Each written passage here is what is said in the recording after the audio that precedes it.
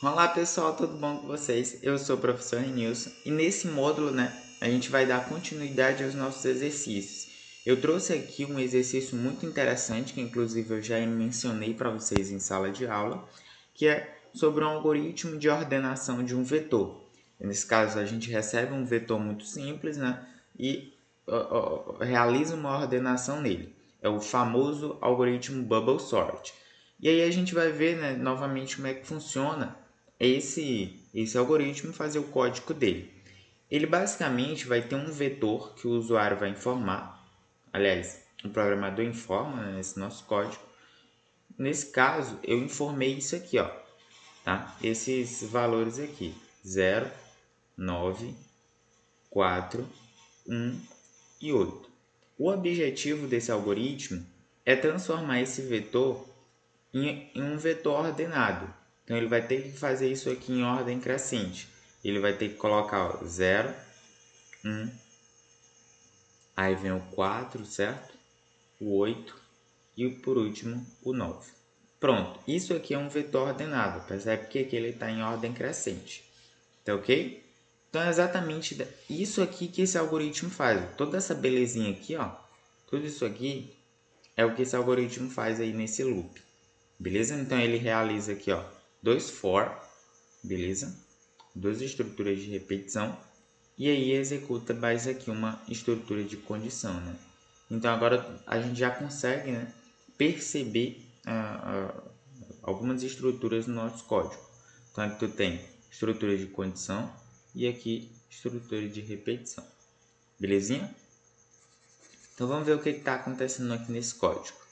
Então olha só, basicamente a ideia do Bubble Sort é pegar um vetor e verificar o seguinte. Ele pega essa primeira posição aqui, ó, e verifica se esse número aqui é maior do que a posição da frente. Basicamente é assim. Ele verifica 0, Eu vou botar aqui, ó, na primeira iteração, 0 é maior do que 9? Se sim, ou seja, se verdadeiro, o que vai acontecer? Ele vai pegar isso aqui e jogar para frente. Nesse caso não é verdadeiro, É falso. Então o que ele faz? Ele não faz absolutamente nada. Beleza? Vai continuar dessa forma aí. Na próxima iteração, ele vai perguntar o seguinte, ó. Então, o meu vetor nessa iteração ele vai ficar assim, ó, 0, 9, 4, 1 e 8. Beleza? Porque o que aconteceu foi falso, então ele não muda nada. Certo? Na segunda iteração, o que vai acontecer? Ele vai verificar se esse número aqui agora, ó, aliás, esse número não, Porque não estou trabalhando com esse vetor. Ele vai verificar se esse número 9, ó, se esse número 9 é maior do que o da frente.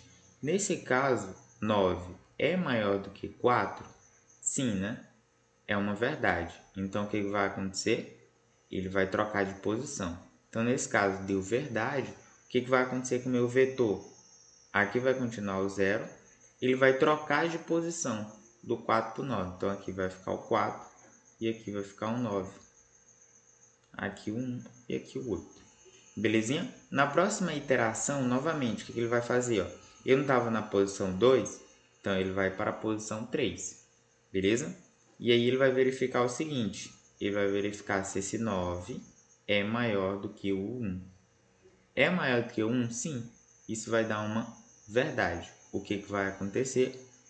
O meu vetor agora vai passar a ser dessa forma aqui, ó. O 1 vem para cá, o 9 vem para cá. Beleza? Na próxima interação você já sabe o que vai acontecer, Aqui era a terceira, Eu esqueci de botar um 3 aqui.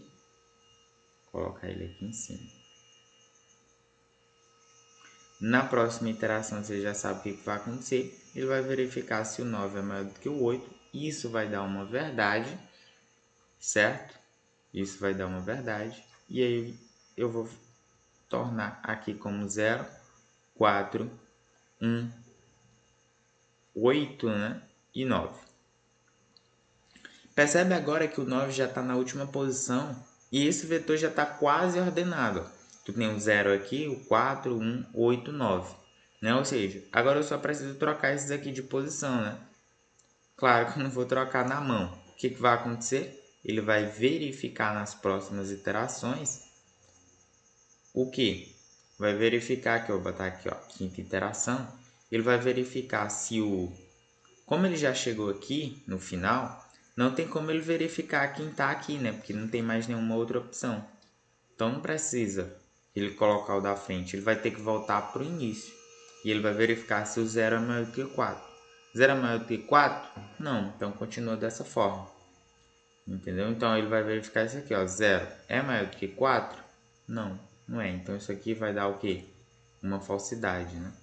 Vai dar falso e aí o vetor continua da mesma forma.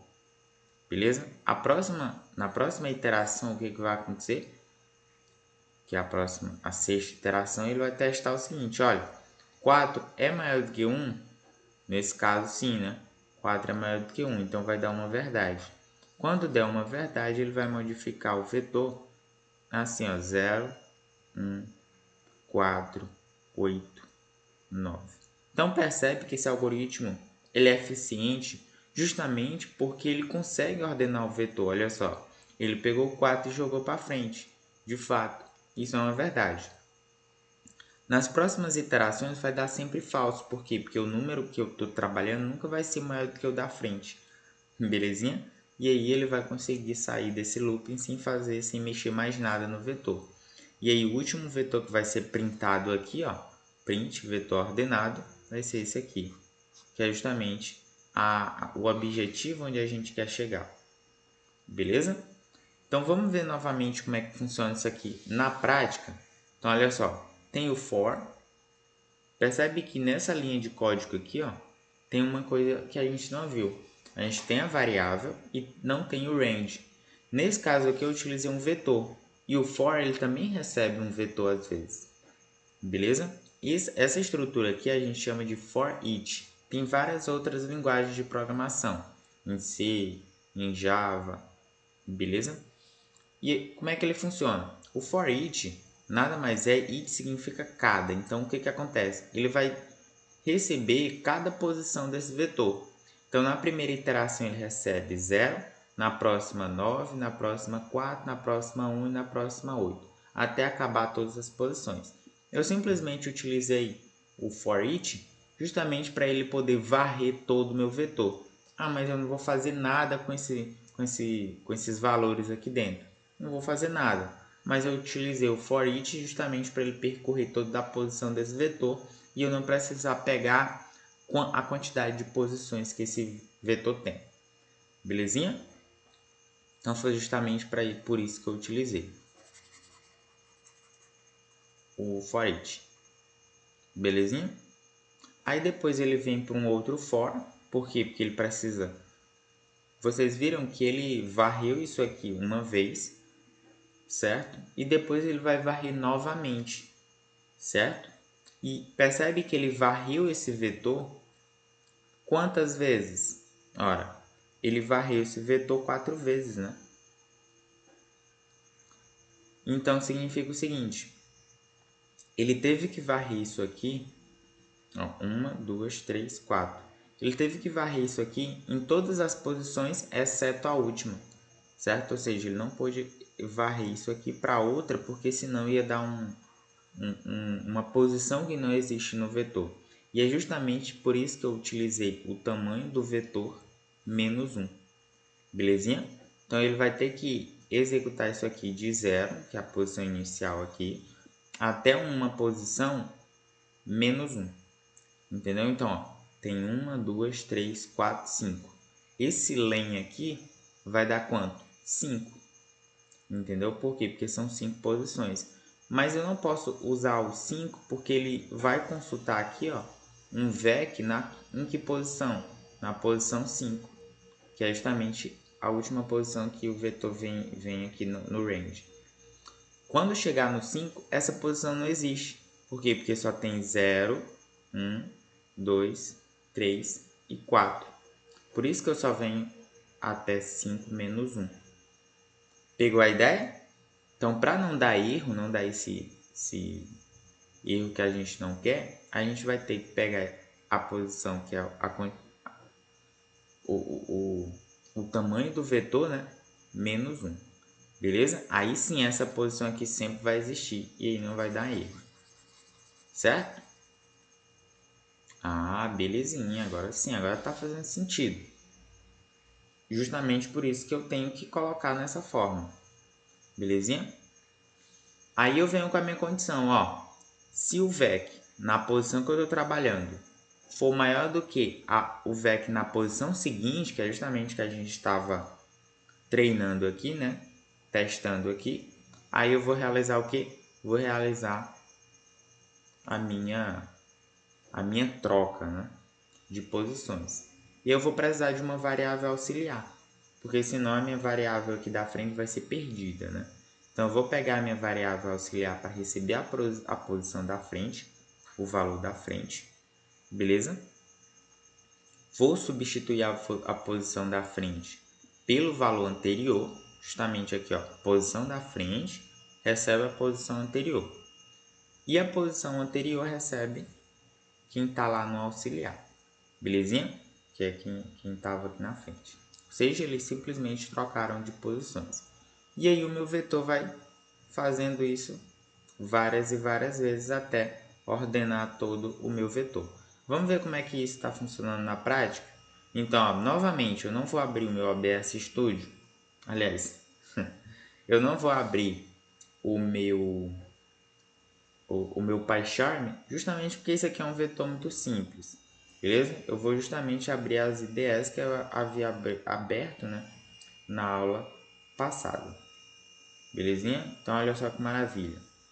Eu vou abrir aqui rapidão para a gente ver como é que isso aqui funciona.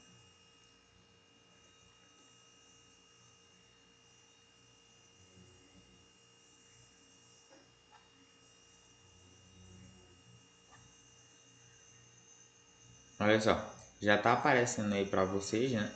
Eu vou colocar aqui de forma que apareça as duas coisas para vocês ficarem cientes do que está acontecendo.